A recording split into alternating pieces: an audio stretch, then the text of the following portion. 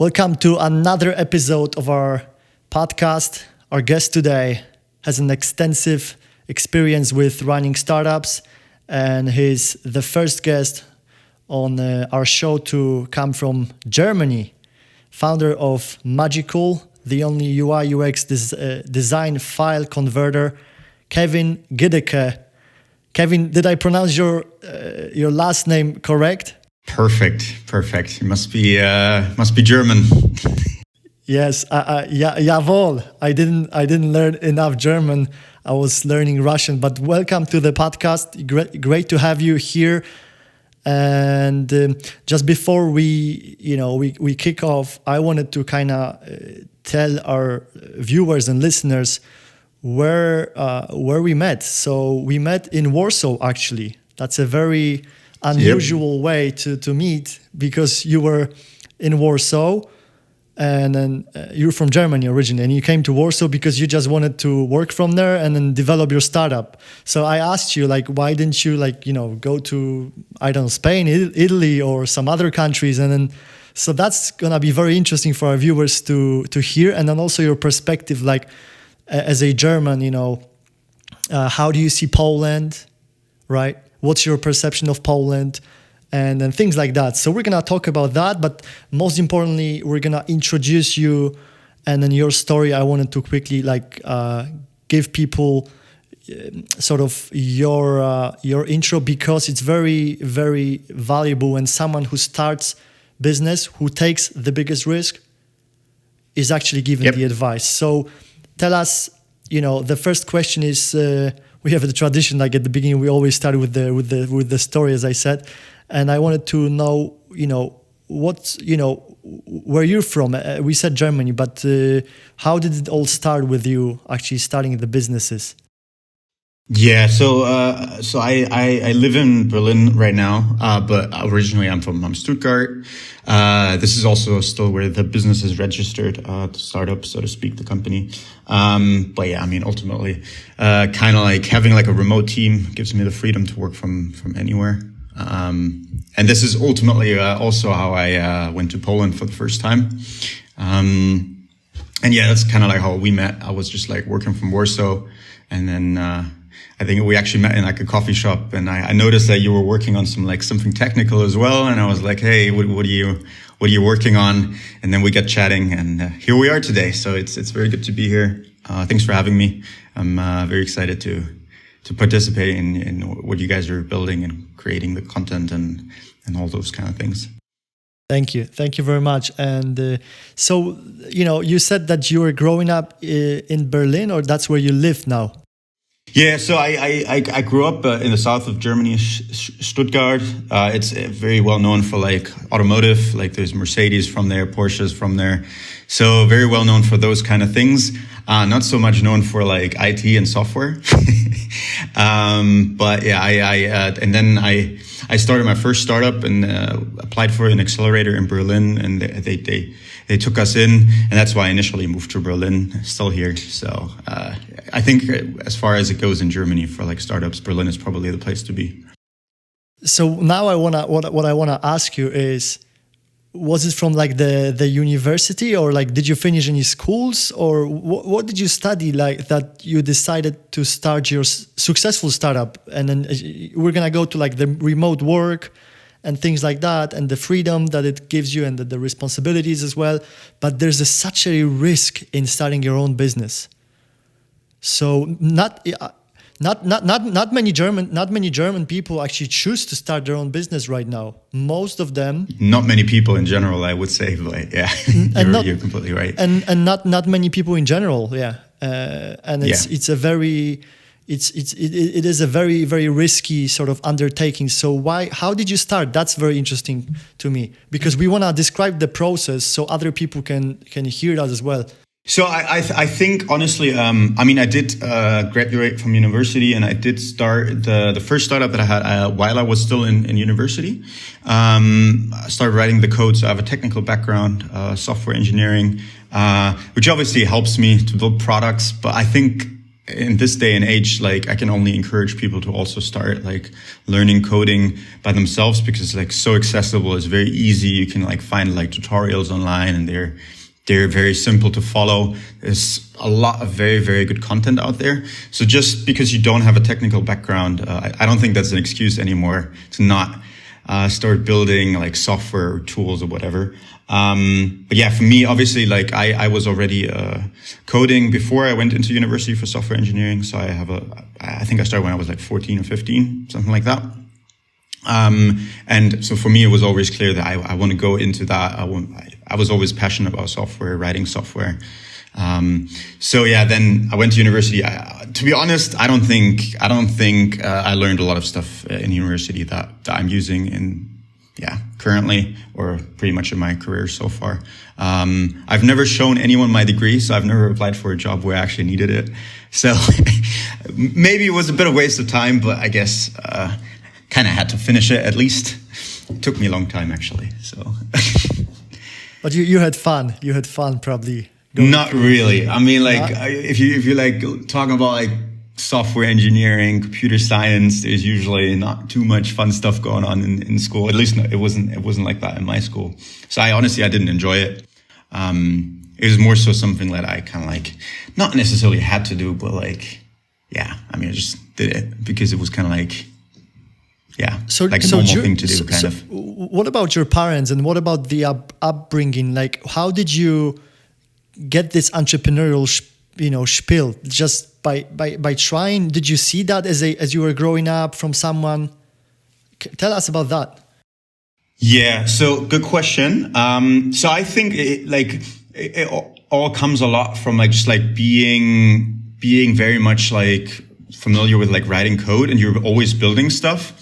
So like from like very early on, you like learn that you can build stuff yourself very easily. And then potentially like in the beginning it was like websites. So like I was building like websites, and then, my mom would like, I don't know, like she was working for like a smaller company, and then she would like speak to the people that were working there, like telling them, oh, you guys need a website. My son can help you probably out with that.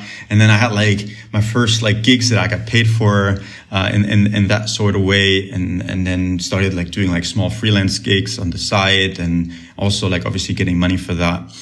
So I would say like my mom probably like helped me a lot in getting like those small freelance gigs where I was like building like websites or like very simple software for, just like people that she knew. I think honestly, like one of my friends then was also like picking up, one of my best friends actually now.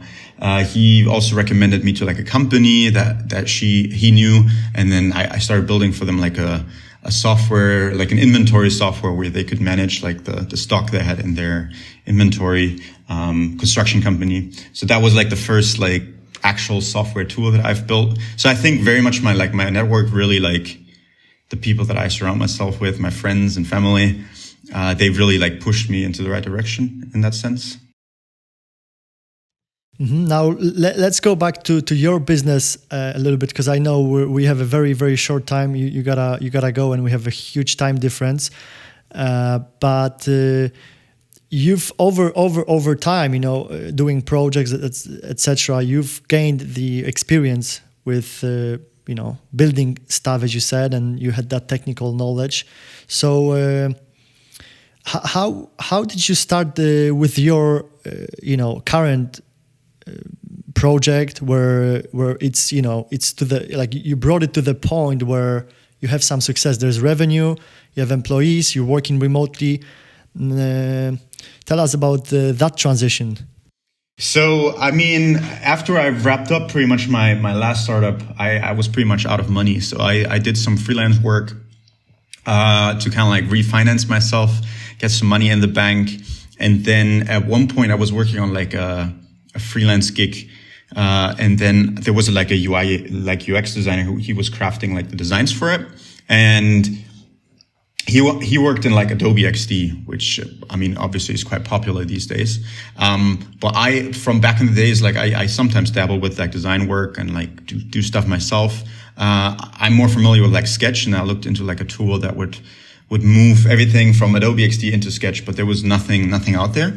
And I did some research online and found other people like asking for it. And then, just couldn't find anything. And there were like a lot of people complaining about it. And then I ultimately like decided to like look into it if that is something that could be built. And then, I took it from there, honestly, by setting up like a landing page for it and just like telling people about it. And then people were like signing up for like a wait list, and it got like more and more traction over time. Actually, a very lean, if you guys have heard of like the lean startup, the book, it's very much what they recommend there. But it's also like a big learning I have from my last startup to like first test if there's enough demand in the market and then actually build something. So there was a problem, you found the problem, and then with your prior experience as a freelancer and starting other projects, you finally, decided to put your energy and then you picked it up. And so tell us about what it is. What's your startup now? And you guys are working remotely, so we're gonna go to that next. Yeah, so ultimately, like, it has evolved over time. So it's been over a year now. It has evolved into like a tool that can like move design files, UI UX design files from any software to any other software. And there's currently like no competitor in the market. So it allows you to like move files from Adobe XD into Figma and that sort of stuff. We have a few other products that we're currently working on. We have like a Figma backup tool, which allows companies to like back up their Figma designs in independent formats like Adobe XD and Sketch. And we have some interesting clients that we're probably gonna start working with over the next couple of weeks. Currently talking to them, and this is also quite exciting, but like we're always like looking for like new ideas and like what problems our customers have. So like speaking to them on like a continuous basis is very, very important to us. And I think that's like something that ultimately got us where we are right now. And we're trying to do as much as possible of that still. Mm-hmm. And can you explain to our audience what SaaS model of a business is and how it works? Yeah, so I mean, it stands for software as a service. And usually it works like that. You provide like software online as a service, and then your customers pay you like a monthly subscription fee. And then, there's like a big scene online. Like you can like go on like tech Twitter. You will find like a lot of indie hackers that are running like SaaS businesses. You have small SaaS businesses. And like usually like there's like a very, very like niche products. But like people like create them from scratch most of the time actually by themselves. And that's like a big chunk of the SaaS industry. But there's also like bigger companies that are like stock listed that are in SaaS. Let me think about an example. DocuSign, for example, is one of them. Is a SaaS business. They're listed on the stock exchange. Yeah, there's like companies from very small, like individual people that are working on like SaaS tools up to like stock listed companies that IPO'd like a few years ago. And also like bigger companies like Microsoft, they're shifting a lot of their tools to be like SaaS instead of just like normal licensing as it used to be back in the days. That we're also building, like I showed you our product in Warsaw, and it actually, picked up very well in the US. And that's also a SaaS, sort of model of a business. And I wanted to sort of touch on the startup and the founder, and then the initial phase where you have to do everything. Like you can that's crazy. That's crazy, but I kind of like that phase, to be honest. I like the phase of being like an underdog, of being like, like you're building the product and you're not out there yet, and it's sort of that process of building that stuff. So within like the chaos and doing everything yourself, how did you manage to put it all together, and how did you solve the problem of always, you're short on resources, you're short on money. It's always in the startup, right? We all know that. So how did you deal with that at the beginning, especially where you have to do everything yourself? So I think honestly, like sometimes I think it's partly easier because like you can do everything yourself, right? You're like, okay, I'm just gonna do it. Like you don't have to like speak to like a team. Like there's like pros and cons for both sides, right? Like if you're just building everything by your side, obviously like you can do less work, you can achieve less, and it will take you more time. But like you can just like make decisions very quickly, execute like yourself, like. There's no overhead of like bringing everyone on the same page, but yet the downside is that like things take longer, and like also like working by yourself can be sometimes quite demotivating and boring. So like, I mean, I quite prefer having a team, people to work with that come from like different backgrounds. They bring different ideas, and I think that makes a big difference. But I also enjoy sometimes just like doing something where you can make the decisions quick, you execute, you test it, and then you go back, you scrap everything, and like you don't have to feel bad for it because like obviously you just wasted your own time and not like other people's time and that kind of stuff. And in terms of, let's talk about, because you have sales, then you have product, marketing, right? And everything. What's sort of like what's your best at? Like where do you see like yourself as the biggest strength? And then is it something that you can actually see at the beginning, or you had to develop that? Do you mean in terms of like in what kind of sense? In bringing like products to life? Like your strength and weaknesses. Because at the beginning, I didn't see my like weaknesses a lot. I had to like explore and see what I'm good at, what I'm not good at, and it's a process. And then for you, from all that chaos, like to the point where you're now, where do you think like lies your strength, and how would you leverage that? Yeah, so I think I'm very good at like technical execution, like actually building things and like shipping them. But like sometimes that's not the best thing to do. So I think it's one of my strong suits, but I think it's also one of my weaknesses, because sometimes you don't have to build like things, right? You should like probably invest 20% in building something, and like probably 80% in like going out there, doing marketing, speaking to people, selling something, or just like getting insights in there. Because you can build like 5 different software tools without speaking to someone, and then no one's going to use it. And then, I don't know, that's not going to get you anything.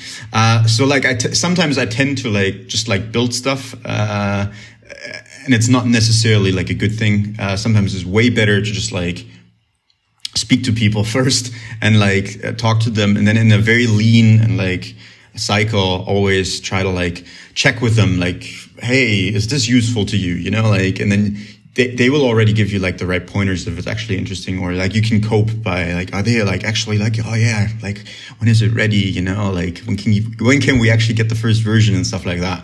Whereas when you build the whole thing, you might like spend like double or triple the time and like actually finishing it, and then they might tell you like, yeah, maybe you need to change this and that, and you have to go back and then rebuild everything. So it's something that like I think that I've been working on a lot over the last couple of years. That has gotten better, but I still think I should be more looking at it from a product perspective, not from a software perspective sometimes. And again, that's where the team comes, right? And then complementing yourself with. But you've answered. I mean, I love your answer, and that's really valuable what you just said. That it's a combination, and then you see yourself what you're good at, where you can push, and what you like, what you're passionate about. And I saw that about you when I actually met you. So 100% I can attest to that. I have 2 last questions to you. One is about marketing and community. How do you see that in your SaaS, tech product, as a part of your success, as part of growing the clientele, and then putting the message out there? Yeah, that's quite interesting. I think it really depends what kind of industry you're in. So for us, it's like mainly UI UX designers who use the tool. It's like a very, very specific user group, very well defined. And there's different ways to reach out to those people, right? There's like Medium is like a lot happening these days. They're like on Dribble. Like there's different design platforms. Like also Behance and stuff like that, where you could reach those kind of people. And yeah, I mean, you could just like do your research to find out where those people hang out, and then get in touch with them, like put content out them for them, just, you know, get involved into the community. There's also like different Slacks, but I guess it's the same thing for every niche or every user group. You will find some place where those people hang out. And I think you need to figure out where that is and then go there and just get involved. And that will help you a lot. So target audience. That has helped us a lot. Target audience, and then actually push the message and be there and do the stuff. And that's... Define the target audience and then just like try to figure out where they hang out. Like it might be like LinkedIn groups, it might be Facebook groups, you know, it might be some forums online, it might be Reddit, maybe like there's like some Reddit where all those people hang out for like, I don't know, it could be anything, like recruiters, and then like you go where all the recruiters hang out, or like a job fair, and then you just have to be where those people are. How did you define your target audience? Because you knew from the beginning what's the problem. And then you knew kind of who has that problem, because designers, right? Front-end people, and then people who are building products, maybe agencies and companies. So how did you kind of narrow down? You don't need to tell us, because I know there's a lot of things in your startup where, you know, the competition is kind of fierce. So you're kind of more of a building the products, and I don't want to talk about any like specifics, but give us something, give us some value. Like, how did you define it? No. Yeah, definitely. I mean, honestly, I think we just, in the very beginning, user interviews. So like we had like people that were interested in the product, and we didn't know what they do, right? So like we just were like, hey, do you mind hopping on a call? And surprisingly, people very often are like, sure, yeah, I can hop on a call with you. I mean, obviously you have to give them a reason, but if you're just like, hey, we're building this product, we would like to get some feedback from you. I mean, obviously you're very interested in it. Like, would love to hear what you think. Surprisingly, a lot of people are open to do that. They will give you like 15, 20 minutes of their time, and then you can speak to them, and then, you know, right? Then you can ask like, hey, what do you work? Who are your clients? Like, what in business are you in? How big are you? Like, how big are the deals that you're making? How much time would like this problem solve you if it would be solved? Like, you can ask all those questions and get the answers, and then you can take it from there. And that way you can get a very good understanding of who your target audience is. And then also like how this ties all into like how much money you can charge, and like blah, blah, blah, blah, blah. There's so many things you can get out of that, like ultimately. 100%. And then I want to now talk about where we met, Warsaw, Poland. Now you're from Germany. You know where I'm leading now with that question. So yeah, of course. What's the perception of Germans? And then why did you come to Poland? Yeah, that's quite interesting. So initially, I think the first time I met like a guy on the plane. He's now a good friend of mine. I was flying to Dubai, maybe like 3, 4 or 5 years ago, and he was like next to me, and he had like a beer, and I had a beer, and we were like, cheers, man. And we had like a beer together on the flight. And then he was actually from Gdansk, very nice area. And then, yeah, he was just like, you should come to Poland, man, it's super nice. And then this was the first time I went to like Wrocław. And then, yeah, quite liked it. Good beer, you know, good food, all that stuff. And then made my way to Warsaw, also quite enjoyed that. Visited him in Gdansk. And in general, like, yeah, it's quite nice. There's a lot of stuff happening. I feel like a lot of tech coming from there as well these days. So it's getting quite interesting, I think. That's why I keep going back, because we work with like someone from there now. We have like a full stack developer in Warsaw, and very, very smart guy. So I think there's a lot of like good talent in Poland now. So that's like the work reason, but also like I think the food is quite good. People are quite nice. And obviously I have friends now there. So like obviously over the time I made friends in Warsaw. I have some in Gdansk now, and it's quite nice to go back all the time.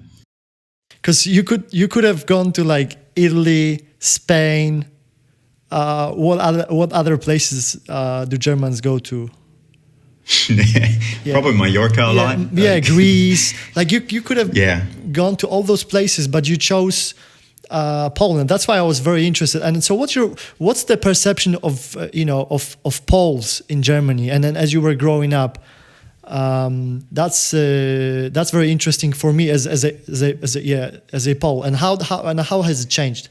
I think it changed a lot. Like I can remember, like, I don't know, when I was in like school, like third grade, fourth grade or something like that. It was always this like perception of like, if you drive over there, like you would come back and like your car would like have like literally like no wheels on it anymore. They and would stuff steal like your that. wheels and the car. Yeah. So there was always like jokes around like that. And like, I don't know, like, yeah, I don't know. There was like always this like conception of like Poland being like kind of like this like Eastern European country.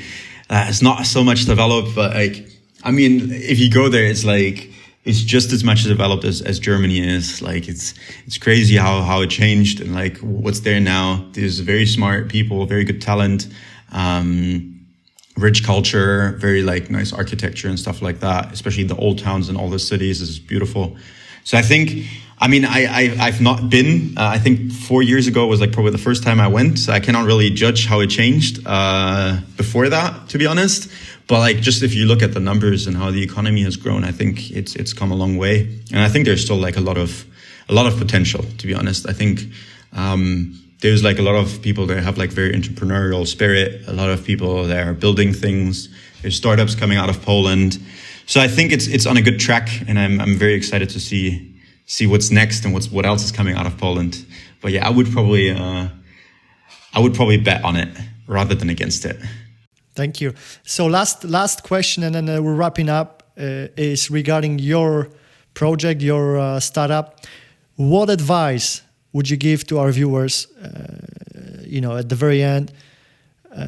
What do you think has been a big part of your success, generating that revenue, bringing the clients in, developing the product, like something that's stuck in your mind that that this is a very vital part? I think you need to get your hands dirty, and not like ASAP. Like if you think about doing something, you should be starting doing it tomorrow. It doesn't have to be like something big, but you should start the process. You should get your hands dirty, do something.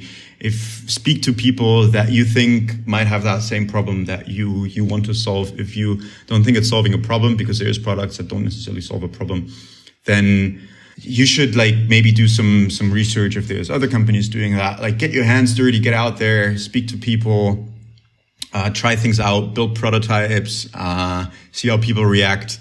Because you might think it's a good idea, but someone else might not think that. And then you have to just like do a lot and like just get yourself out there. Don't be afraid of being rejected or like your idea being rejected. Ultimately, it's a good thing. You should have that. And I think that's something that it doesn't come natural to a lot of people, but you definitely get used to it. Like, and I think that's a very good thing.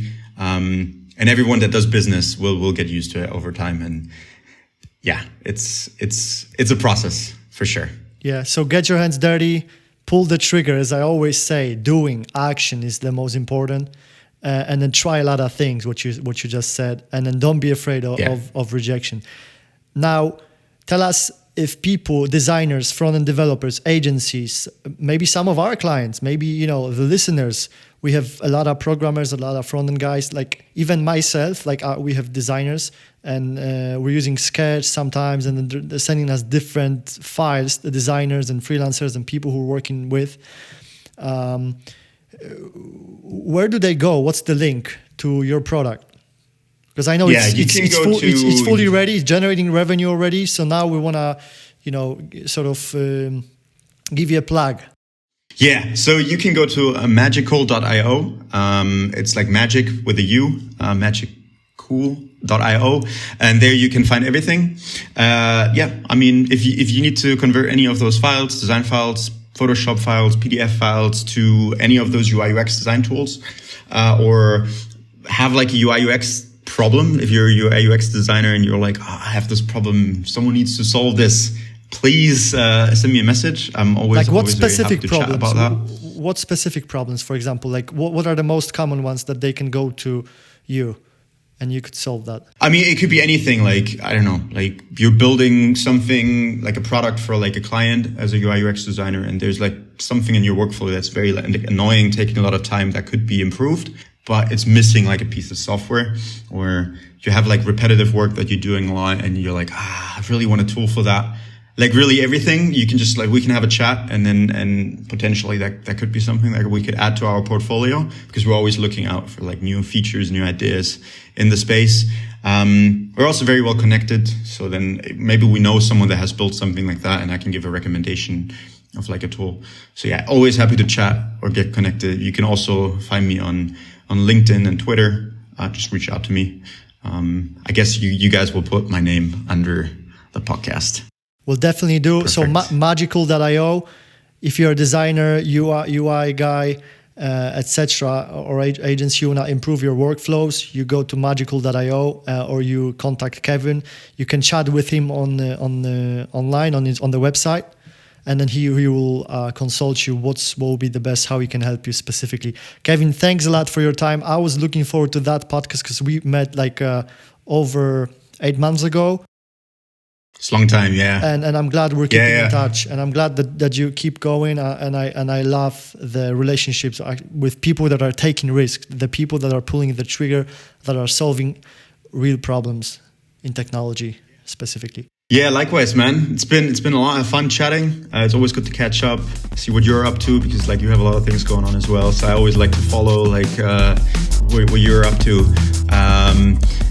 Keep going, man. It's been a pleasure to be here. So thanks for having me, and I wish you all also, of course, all the best. Thank you for your time, and till the next one. Take care. Bye. See you, man. Bye bye.